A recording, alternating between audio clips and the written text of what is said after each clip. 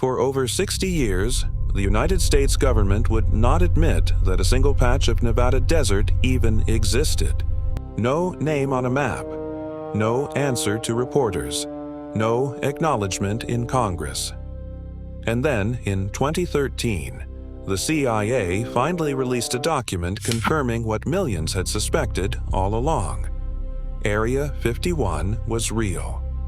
So here's the question that actually matters. If they hid its existence for 60 years, what else might still be hidden? What if Area 51 really is hiding something? Let's start with what we actually know, because the true story is stranger than most people realize. In 1955, the CIA needed a remote, invisible location to test a radical new aircraft, the U-2 spy plane. They found a dry lake bed called Groom Lake, tucked inside the Nevada desert, and President Eisenhower personally signed off on turning it into a secret base. Here's where it gets interesting. The U-2 flew at 70,000 feet, an altitude no commercial pilot had ever seen before. When airline pilots spotted these strange silver aircraft catching sunlight far above any known plane, they reported them exactly the way you'd expect, as unidentified flying objects. The CIA later admitted that a huge wave of 1950s and 60s UFO sightings were actually their own secret test flights. In other words, the government's own confirmed secrecy is what created the UFO mythology in the first place. And once people believe a government will lie about one thing, they start asking what else it's lying about. That question takes us straight to the most famous claim connected to Area 51, that it doesn't just test human aircraft, it reverse engineers alien ones. In 1989, a man named Bob Lazar went public with an extraordinary story. He claimed he had worked at a facility near Area 51, on a project studying recovered flying discs, not human-built, not from any known nation. He described a propulsion system powered by a substance he called Element 115, a material, he claimed, that didn't officially exist on the periodic table at the time. Scientists were deeply skeptical. Element 115 was later synthesized in a laboratory in 2003, and it behaved nothing like Lazar's description. His academic credentials couldn't be verified either. And yet, decades later, his story remains one of the most repeated claims in UFO culture, still debated, still dissected, still refusing to fully go away. Why does a story with so many holes survive this long? Maybe because the base it's describing genuinely was built to reverse engineer aircraft, just not alien ones. Captured Soviet MiG fighters really were secretly flown and studied there during the Cold War. The line between classified human technology and something stranger has always been blurry by design.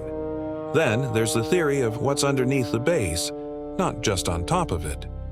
Some claim Area 51 isn't just a runway and a few hangars, it's the visible tip of a massive underground complex. Floor after floor descending into the desert floor, connected by tunnels to other facilities across the region. It's an appealing theory because we know something adjacent to it is true. The U.S. defense budget includes billions of dollars in classified black budget programs every single year, spending that even government auditors themselves cannot fully trace or explain.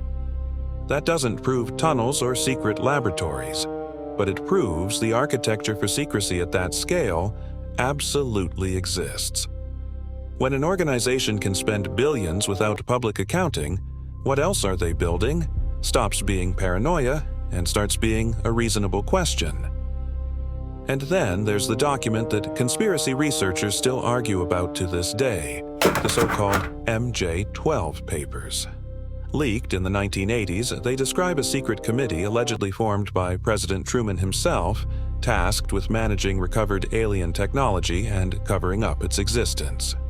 Most historians and document examiners consider MJ-12 a forgery, citing inconsistent typefaces, signatures that don't match verified originals, and formatting that doesn't align with real declassified documents from that era.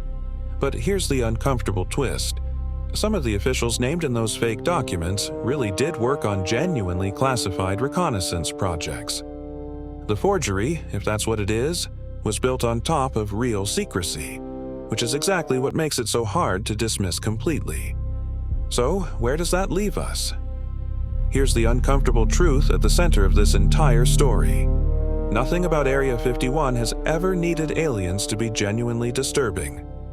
Real stealth bombers, real spy planes flying higher than anyone thought possible, real classified budgets larger than most countries' entire military spending, real government denial, maintained for over half a century, about a location that millions of people could see on a map.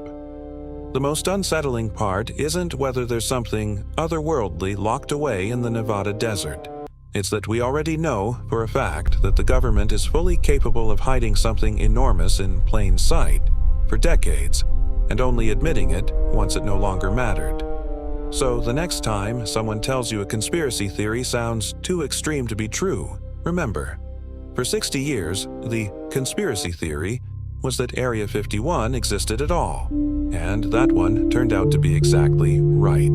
If you want to know what's inside the parts of Area 51 that are still classified today, that might be our next video.